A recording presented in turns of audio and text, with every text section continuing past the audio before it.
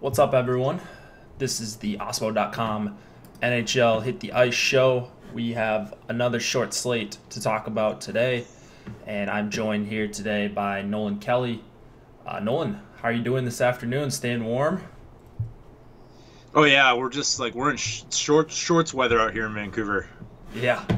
Not so much here, but yeah, hopefully can stay warm here, and my heat stays on. That'll be the big thing, but more to research the 3-game slates. So That's there's a right. bright Just side. buckle in and hopefully we'll get a nice late scratch and we'll all be on it like last night, which was awesome.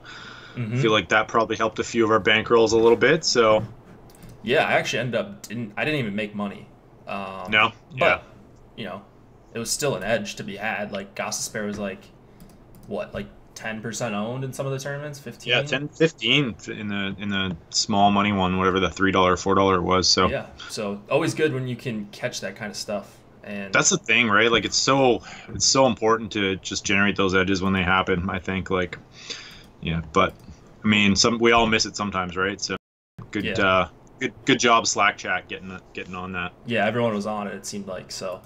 We got the news with a couple minutes to go, and that was enough to just global swap over to Provorov or whoever you wanted to swap to. That was under 4,700. So yeah, Corsi was the one who finally found the tweet that confirmed. He confirmed that Gostisbehere was out. So I saw it. He messaged me, and then I alerted the Slack, and that was that. Nice, thanks, Corsi. Yeah, he's always on top of it. All right. So 3-game slate tonight.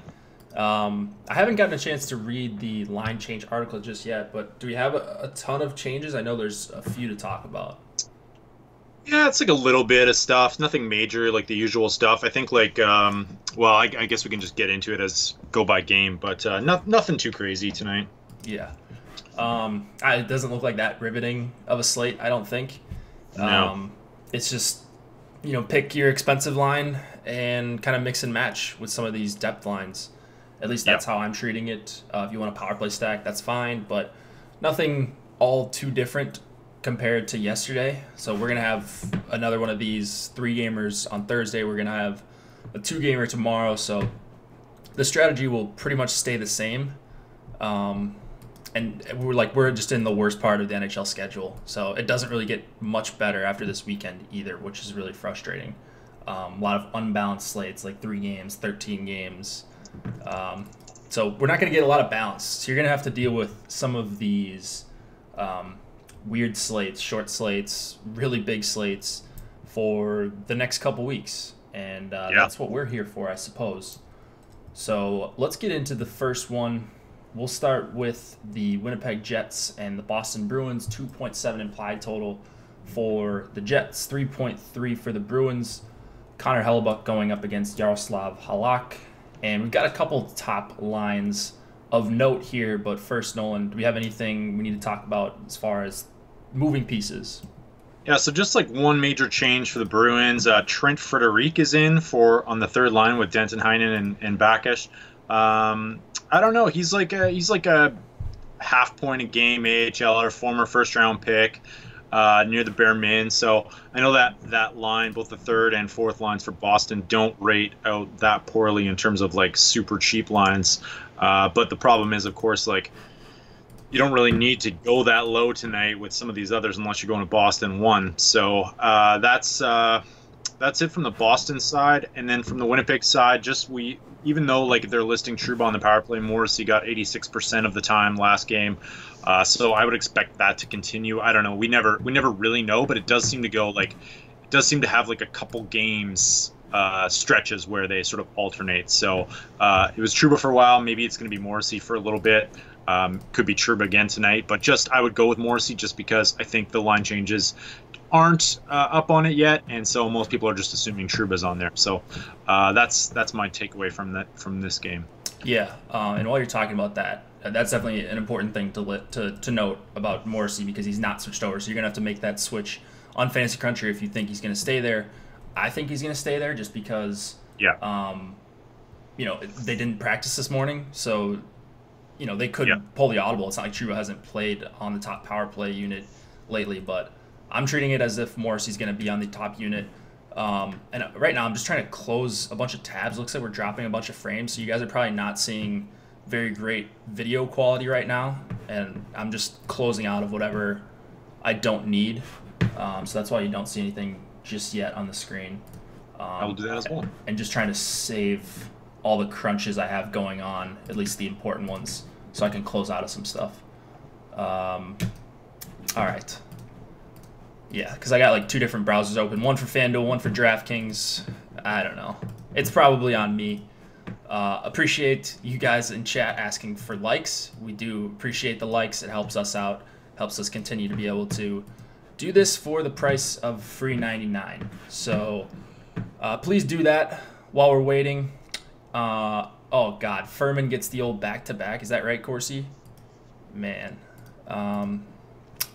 All right, let's move. Let's see here. Okay, here we go. All right, you guys should be seeing my screen now. Get the Osmo.com homepage right there. All right, sorry about that delay. I think we're doing a little bit better. It's getting better as we're going, so the closed tabs probably help that. But just say something if you guys are getting bad video quality. I'll try to fix what I can on the go. So you mentioned the Morrissey Trouba thing. Definitely note that if you are making crunches, because you're going to have to make that manual adjustment. I think for line matching here, we're probably going to see Bergeron go up against Scheifele, Connor, Wheeler. For me, that gives that's definitely an edge for Boston 1 here. So I prefer Boston 1 over Winnipeg 1, but I think Winnipeg 1 might go overlooked almost entirely on this slate. Yeah, that's what I'm thinking as well. And I know like you sort of had like the auto fade for Boston 1, whatever line was going up, you crossed out Couturier, and like that's obviously with good reason given their defensive ability with Bergeron. But they have we've noted on here a few times they've been giving up chances lately, and I'm not sure if that's because of the quality of opposition or what's going on in Boston. But over the last 10 games, that top line's giving up both 13, 14 high danger chances against per game per 60. Last game there was 14, I think, against the Rangers. So a sneaky play. I think people will assume that the Jets are a terrible play on back-to-backs on the road, up against the Bergeron line. Probably not going to come in at any ownership. So I do like the Jets tonight, just as a pivot off them in large GPPs, and I will probably be overweight. Yeah, I think I'm going to get overweight on the Jets. I don't see them getting a ton over double digits, like maybe 10-12% in like the $8. And if they're that, then I'm going to be overweight. I'm interested to see what Boston is going to be. I think Boston will be the number 1 line of the night for sure. I think highest owned, yeah. I mean, 20, full power 20 play. to 25. Yeah, full power play correlation. I still might be over on that. Right now I'm about 25, so I want to be at least very close to that ownership. I love Boston 1 here. But I just don't want to discount how good this Winnipeg 1 line is. And it's a fair price. It's a tough matchup for sure. Back-to-back, all that. Probably going to see a lot of time against Bergeron. But the power play matchup isn't too bad here for the Jets if they can somehow get it going, which they have not been able to. So it's more of a bet on talent play than anything. And just I think they're going to be a little bit too low owned, or a little bit lower owned than they should be, I think, on a slate like tonight where you got full power play correlation. They're a huge part of the offense for the Jets. And if they're going to score goals here, I think it's a very good chance it's going to come from this top line. And I don't really like any of the other lines on the Jets here. So yeah, that's fair. Even though Roslovic finally got one. Yeah, he did. He did finally get one. He's still mid-salary. I mean, whatever. That doesn't really do much for me. But I don't know. Do you like any other lines in this game? Boston 2, Winnipeg 2, any of these other depth lines? So I think like Boston 2, 3, 4 their numbers aren't great, but Boston 4 is probably going to be like 1% owned, and they actually get like 12 to 15 minutes of ice time. Like I forgot to look at what their underlying chances are, but they seem to produce offensively on occasion. So I don't hate that as just a total pivot. Unfortunately, like I said, there's not a lot to spend up for on this slate. So if you're rostering Boston 4, you're pretty much not spending to the cap. Like Columbus 1 is or Winnipeg 1 still won't get you there. So yeah, I like Boston 2 and some other stacks to pivot off of Boston 1 and go with like Columbus 1 or Philly 1 or in Buffalo 1, I guess if you're stacking that, because Boston 2 is going to come in probably a little bit under owned, like maybe 40% of Boston 1. And then like the other thing, like yeah, obviously we're both on Boston 1. The Jets, like, do you buy into this whole thing that they're just not as good a team on the road? Like their chances against are really high when they're on the road. They're fifth most chances against in the last 10 games on the road. Third most high danger chances against, I think. Oh no, sorry. They're a little bit better on high danger chances against, but still, like that's a little bit concerning. So I think like I don't know. I want to be on Winnipeg. I want to be on Winnipeg, but I don't know. I'm kind of worried that they're no, that makes not as sense. good. I mean, Boston's good at home. Winnipeg's not as good on the road, especially defensively. Why is that though? Last change, I think. Yeah. Like that's one of the things that's tangible. Besides like travel, like you can't. It's tough to quantify travel. That's baked into the Vegas line. So if a team's had a rough travel schedule, sure, but last change definitely does matter. There's not many other things like that in other sports where the home team actually gets a tangible advantage. So that's what I would put it to. You know, they're top heavy team as well. Like they've got so much scoring on that top line, and then not a ton elsewhere. So teams can just throw their best line at them, especially on the road. That would be my guess. So it does make some sense, but I try not to. Like I do take into account home road splits for that reason, but I'm not gonna like overreact and just say like Winnipeg's a terrible team on the road. I don't think they should be. But yeah, I like Boston too here. I think it's a good matchup against the little line. That's a line I like to target, and that's really about it. So it's gonna be mostly Boston 1 here. Gonna have some Winnipeg 1 and gonna mix in some Boston 2. I think they're gonna be sneaky chalky tonight because people Boston will see 2? that. Yeah, just because people will see that match against the little line. You know, it's like a pivot, I guess. Not a pivot, but like somewhat of a leverage play on Boston 1. They're cheap. They've had some recent success. Cheap. You get DeBrusk on the top unit, so they might be sneaky chalky, like in the teens. Like they're going to be a popular filler. I think that's pretty safe to say. What about defensemen here? They haven't been great together as a trio as well. Like their high danger chances, I think they have like of the three, they only have 30 minutes of sample size, but their high danger chances is something like 4 or 5 per 60. So that might be a pretty smart fade. Yeah, I don't know. I'm probably going to end up underweight on them. I'm not fading them. It's really tough to fade someone on a 3-game slate. That's not like a top 6 line. But yeah, almost none of the little line for me on DK, and then going to be under the field on Boston too. It's mostly the top lines here. Just betting on the talent for the most part. All right, we've got Krug on the Boston side. Pretty obvious guy to pair with Boston 1 if you can somehow make that work. I think we both prefer Morrissey because of the power play 1 correlation with Winnipeg 1. Is that right? Yeah, I think so. And then Trouba would be my second guy. Very clearly, they're going to skate a lot with Winnipeg 1, I think, at even strength. Yeah. So. And then there's not, and like Tyler Myers is a little bit underpriced on DK, so I don't mind firing him up. He's getting more minutes with Chariot and Bufflin out, so he's getting about 22 minutes a game. And then like I think like there are a few like cheap defensemen on both sides that are probably good throw-ins. Brendan Carlos near the bare man. Grizzlick is like, well, he's a little bit priced up, so I'm not super sold on him. And then maybe like Kulikov if you're looking for a punt. He's getting increased minutes right now. He's paired with Myers. I don't mind all three of those guys if you need like a bare min defenseman. All right, got any takes on the goalies here? There's no great goalie play tonight, I don't think. No. I'm just basically going. I'm probably overweight on Halak just because he seems to be a fairly decent price. Yeah, and then like Hellebuck's not going to be owned at all. So, yeah, decent grade for Halak from Osmo. Yeah, Halak's the guy that I'm going to have way more exposure to. So I think that's going to be pretty obvious. I think he's going to be popular. Because it's really Winnipeg 1 or bust for me on the Jets side. So yeah, he's probably. I think Halak will be the most owned goalie of the night, right? It's Halak or Bobrovsky. Yeah, fairly priced, home favorite, team on the road back to back. That makes sense. Yeah, him or Bob for sure. All right, let's go to that game right now. We've got the Buffalo Sabres and the Columbus Blue Jackets. 2.7 implied total for the Sabres, 3.4 for the Blue Jackets. Carter Hutton in net against Sergei Bobrovsky, as just mentioned. Anything for news and notes here, Nolan? Yeah, so the Columbus Blue Jackets, Boone Jenner is out, so he's not going to be centering that second line that everyone loves as their favorite second line to pair with the top line. Alex Winberg moves up. It looks like Sedlak will be on the third line with Duclair and Bjorkstrand. Seth Jones is expected to play, even though he injured himself at the All-Star game. And they recalled Mark Letestu. I'm not sure if he'll play tonight, but he's en route from the AHL. I doubt he'll play. On the fourth line, Marcus Hennikainen is skating with Nash and Dubinsky.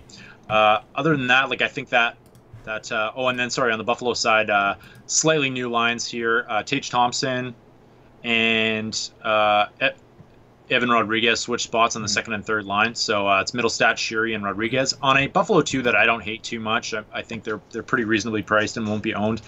And Lawrence Palute is out. So there goes my sub 3K play, or my Bearman D play. Yeah, they're scratching him, right? I think that's what it is. You are breaking up on me. I think they're scratching What's him. that? Yeah, they're scratching him, I think. Yeah, he's scratched, yeah. Yeah. All right. So in this one, Columbus doesn't really hard match all that much. It's usually just their top six see a lot of time against the opposing top six when they're at home. Columbus 1 could rival, I think. Boston 1 is the highest owned line of the night. They're home. They're favorites. They're going up against a perceived bad team. Probably going to get pretty good matchups, especially if they get matched up against the Middlestat line, which I think is going to be pretty bad defensively. Even though him and Shiri and him and Rodriguez haven't been too bad just yet, but short samples there. So I guess nothing bad to say about Columbus 1. I just prefer Boston 1 tonight. If I had to choose between the two, MMEing, I can play both, but more of my exposure is going to be on Boston 1. What do you think about Buffalo 1 here? Yeah, definitely a contrarian play. They still get an A grade from Osimo. Columbus, like I don't know, like they've been pretty stingy at home, so it's kind of a tough call. But I definitely think you're going to get them under 10% owned, probably like 5 to 7% owned. So on a small slate like that, that's probably pretty advantageous when you really think about it. Like, what are the odds Buffalo 1 goes off versus like say Boston 1? If you're getting them at 5 times the ownership, Buffalo 1's clearly the better play, even though obviously their upside isn't, or they aren't as likely to hit their upside. But same thing though, like, I mean, in a vacuum, I don't like them as much as the other top lines, but I'm going to have a few shares of them just because, Bobrovsky's been prone to like being a little bit shaky this year. And just 3-game slate. I'm going to try and make some stands on some lesser owned lines and sort of hope for randomness. We saw last night, look, Pittsburgh 1 and Pittsburgh 2 were the chalkiest lines on the slate, and they did nothing. And it was New Jersey 2 that won the slate. So especially if you're not multi-MMEing for these slates, I think you're probably better off just sort of taking a few stands on some strong lines that aren't owned, and then hoping that you really only need 1 or 2 things to not go your way, right? Or to go your way in order to have a good night. Right. So I do like Buffalo, and I think I'm going to come in pretty easily overweight on them because I agree with you. I think they're going to be somewhat low owned. Maybe they sneak into the 10% range, maybe not. Just depends how chalky Boston 1 and Columbus 1 actually end up being. On FanDuel, you can actually fit Columbus 1 with Buffalo 1, which is weird, but yeah, you can do it. So I'm playing a little bit over there tonight again. It's pretty weird. Maybe you have to take one of the guys out and do a power play 1 guy instead. I can't remember, but the pricing obviously softer over there. There's just nothing, like, same thing with Winnipeg.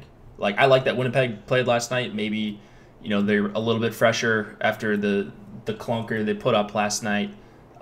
Maybe that's an advantage for them, getting to play on the back-to-back. I don't know, but that's more of a narrative thing.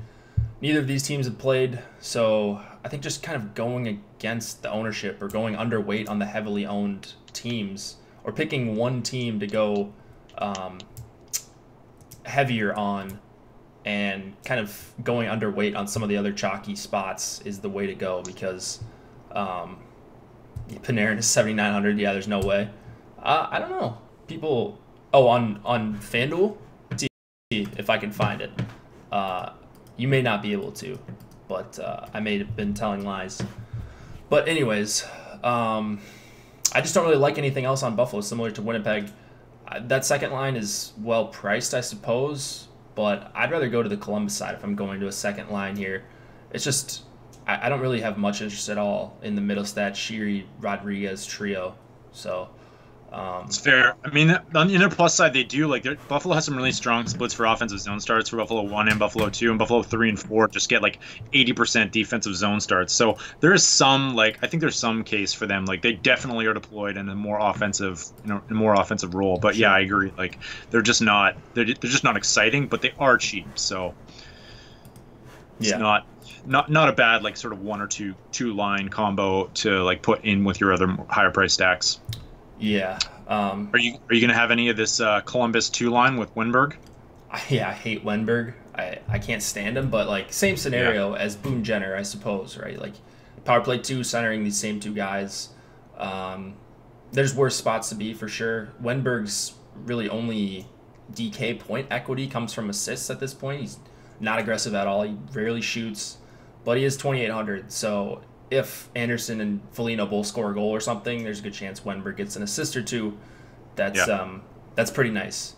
So Torts called him out as well, said he wanted him to be an more offensively minded player. So that could factor in. Torts is asking you to be more offensive and drive the net and sort of create more chances. Like you're probably going to be sitting riding the pine if you're not doing that. So right. I mean, this guy's like 2 years removed from a 59-point season. I know he's like, we can't expect that level from him given his play the last 2 years, but it is a little bit surprising just how much he's dropped off. And so like I know he's a bad play and I know that he doesn't shoot enough, but I think that he might be worth a couple shots tonight.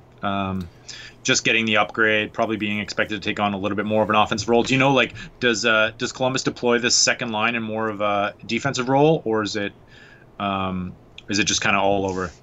I honestly don't even know. I don't really look at offensive zone faceoffs all that much or anything like that. But Wenberg usually gets sheltered pretty well because he's usually skating on the third line. I don't know what they're going to do tonight, but as long as they don't go up against Eichel for the majority of the game, I think they're going to have, like, at the very least, it's going to be an even matchup, whether they're going up against the Middlestat line or the Sabatka line or whatever the fourth line is for Buffalo here.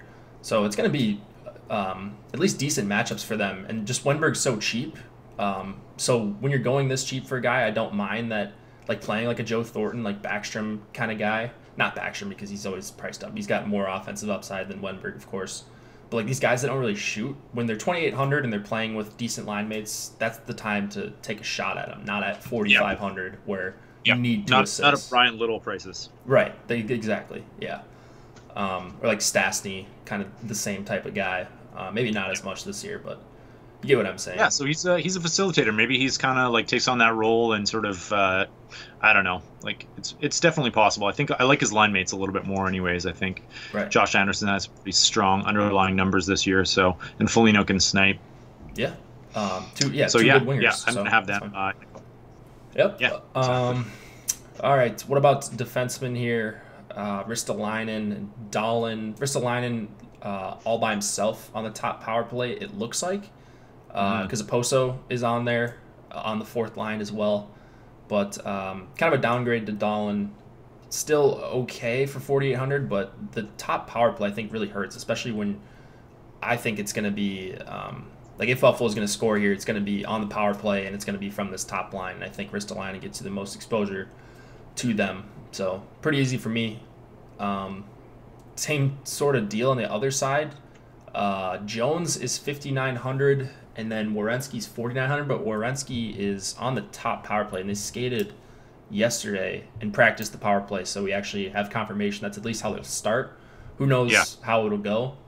And then both although like Jones missed practice yesterday, so we don't know. Like it could be that he's on that power play, and I think like with his day-to-day tag on both sites, that's definitely going to lower his ownership. Yeah. So he's the only defenseman that grades out as a AA for Osmo as well, or a AAA on FanDuel, or sorry, on DraftKings and FanDuel. So I don't hate the play. I think he's still assuming he's not hurt. He's probably going to get his usual 28 minutes a game, and um, people will probably be off him just because of Buffalo's doesn't give up a ton of points to defensemen generally.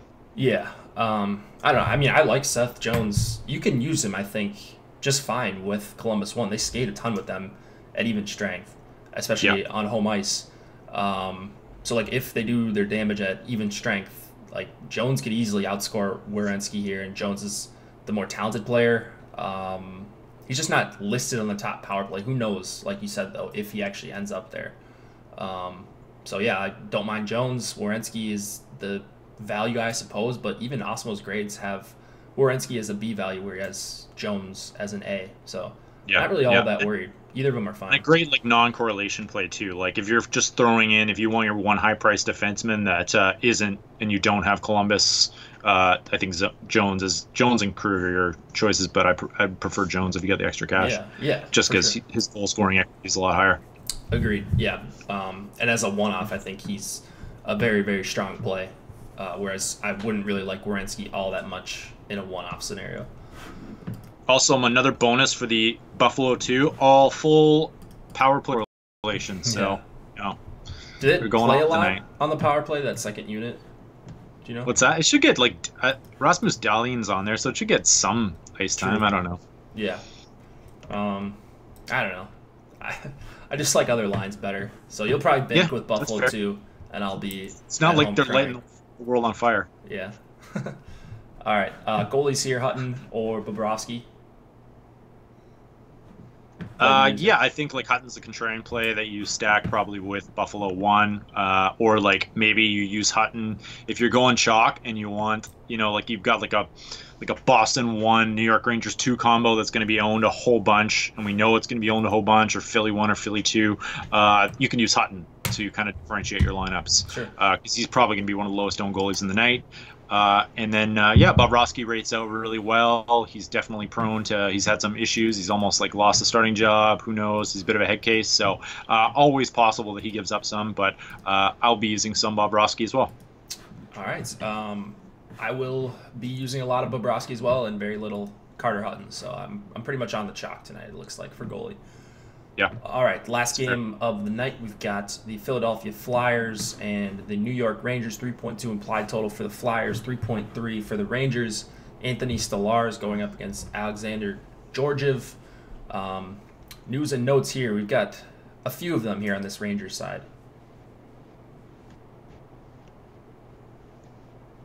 Anything?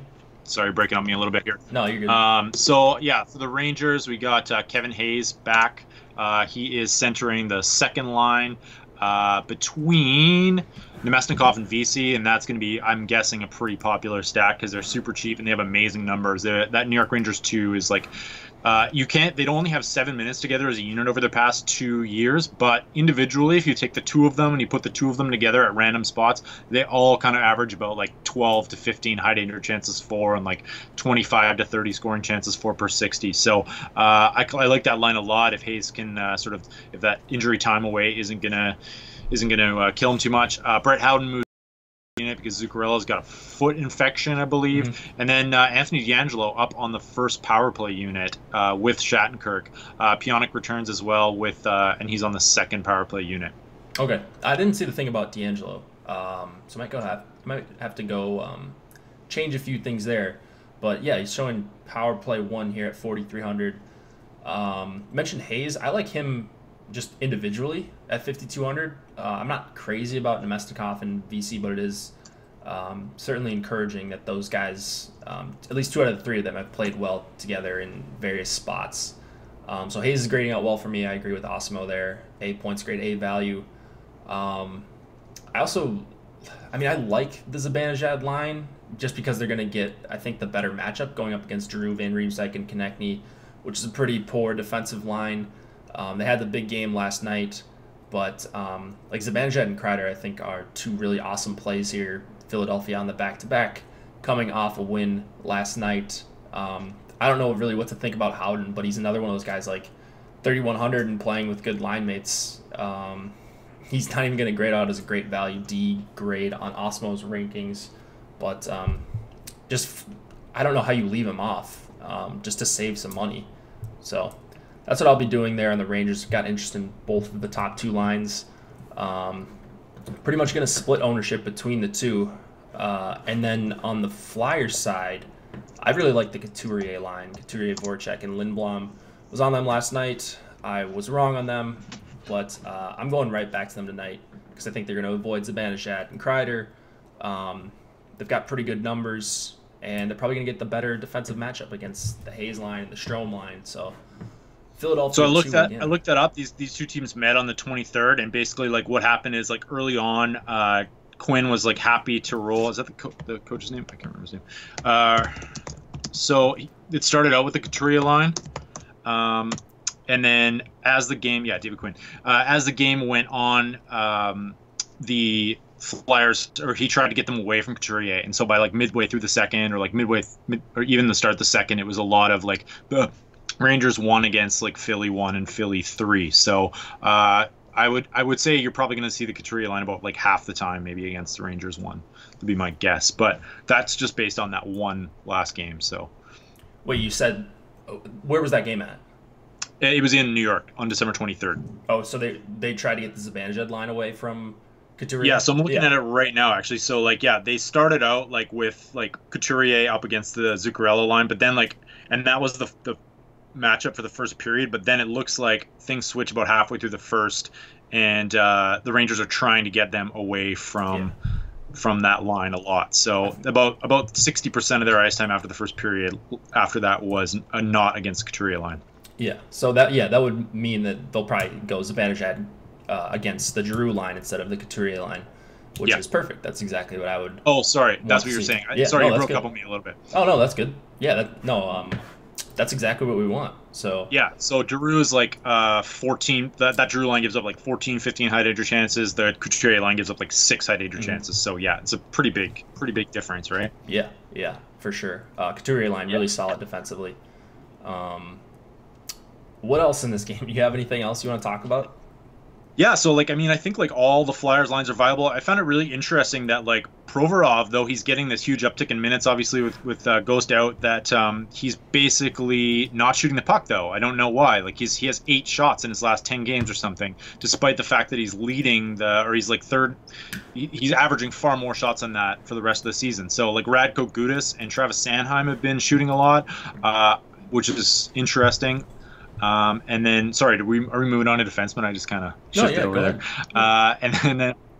And then, like I think all 3 Flyers lines are somewhat viable. Like I kind of like the Patrick Simmons line. Just they're going to be super low owned and they could easily pot a goal or two. And then like Philly 2, just with the cheapness of Lindblom, that's a super appealing line as well. So I like Rangers 1, Rangers 2, and then the top 3 Philly lines I think are all viable. Yeah, it's I mean, for me, it's much easier to choose on the Philadelphia side. I really prefer the Couturier line, and then I like the Zibanejad line better. I just don't know what to do with Howden or how long he's going to stay up there, which is what I'm concerned about. Yeah. So I would have liked to even see like Jesper Fast on that line, but I just don't know how long it's going to stick with Howden. So hopefully they get it going early. And the Zibanejad can kind of get it rolling against this Giroux line because that's the matchup I really want to see. And I think that would make it really clear for me if it's going to be that it's going to be Rangers 1 and Philadelphia 2. It looks like Osmo's on the same page with Philadelphia 2 A values for all 3 of those guys. All right. And then, you kind of mentioned all the guys on defense. Like you'd like Provorov to be a little bit more productive, but 4,500, no Gostisbehere tonight. He's 28 minutes last night. He's gonna get his ice time. He's on the power play too, but so Sanheim as well, and I think they're paired together. So I kind of like Sanheim a little bit more just for the price discount, 3,700 on DK, and he's on the top pairing. Both of those guys saw a lot of ice time last night with the top line as well. I believe the Giroux line. Yeah, so definitely like Sanheim if you as my like. With punt plays under 4,000, and like Radko Gudas is like super cheap as well. Well, not super cheap, decently priced, and is just shooting a lot right now, and I have no idea why. But he goes on stretches where he's aggressive offensively. I mean, Gudis, McDonald, I think they're both okay plays. Yeah. But for sure, I'd want Provorov and Sanheim as my top two there. On the Raiders, Sorry, I go ahead. misspoke. They got last game that was out at home, but last game they got 13 minutes with the Voracek Couturier line and very little ice time with the Giroux line. I don't know if that holds when they're on the road, but interesting splits, like really pronounced splits. So if you're pairing, I would say, do you think those splits hold? It's always tough to know what they're going to do home and road. Yeah. But if we think it's going to be Zibanejad going up against Kreider, I would think, again, we're going to see the Provorov pairing with Giroux, Konechny, and Van Riemsdyk because they're going to try to shut down Zibanejad. So Yeah, that's probably true. Yeah, good point. On the Rangers side, I guess I like Pionk. I just don't know how many minutes he's going to play. Shattenkirk and DeAngelo both on that top power play. They're both kind of priced up. So I don't really love much on the Rangers side for defensemen. Want to take some stabs at Pionk, but on DK, 4,700 right off the bat is a little bit tough. Anything else in this game? Yeah, like I'm not on Pionk. I think he was just generated so much early on in the season based on his power play one time and coming back from injury, third pairing, not on the power play one. I think I'd rather go to DeAngelo just because I think he's going to fly under the radar a bit. People just don't seem to roster him as much. And though, honestly, like I haven't actually seen the Rangers power play, so I'll update that in the article. I'm just assuming that was correct on the line sites, but obviously that's sometimes a mistake because they might be guessing.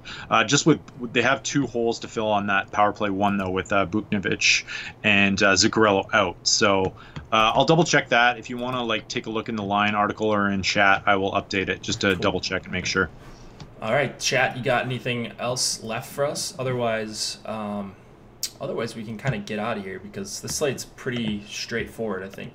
A handful of good top lines, kind of know what the ownership's going to be like. Pick your spots that you want to go overweight on if you're MMEing and do it. So nothing really weird on this slate, I don't think.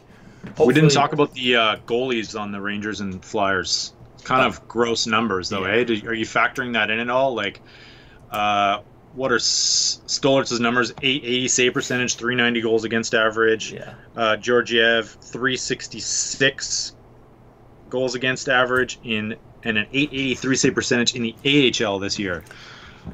Yeah, really. I don't know. He's been good at home, but what's that? Bad. Just bad all around. Yeah. So I'm not gonna I might have some Stolers just in some Flyers stacks, but yeah. I don't know. This kind of has sneaky shootout potential, I guess. This game, if you wanted to stack it. Yeah. Two bad goalies, suspect defense on the Rangers side for sure, and then a team on a back-to-back for the Flyers. So I think the range of outcomes is pretty big here, despite two pretty poor teams. That's really all I have. I'm going to just take one last look at chat. Favorite tournament goalie tonight? Who's yours? Tournament goalie? Like contrarian? Yeah, I guess. Tournament, probably Hutton or Hellebuck, I guess. I think people think of tournament play as it has to be a low-owned guy, whereas you still need to score the most points. Or you're still trying to score points. No, but I think that they're saying low-owned. I mean, if you're entering one tournament lineup and you wanna kind of be you just want to kind of you want to be a little contrarian. That's all. I mean, that's not the spot I would try to get queued at, honestly. You need the win on a 3-game slate. If you can pick who's going to get a shutout, congrats. You should not be playing DFS. You should be betting in Vegas. But I would just go with one of the safe guys. Halak is well priced. I think Bobrovsky's at a fair price as well. Yeah.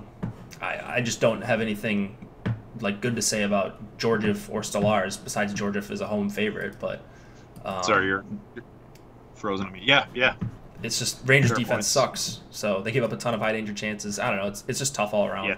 Just correlate goalie. Of course, he says. I think that's pretty smart if all else fails.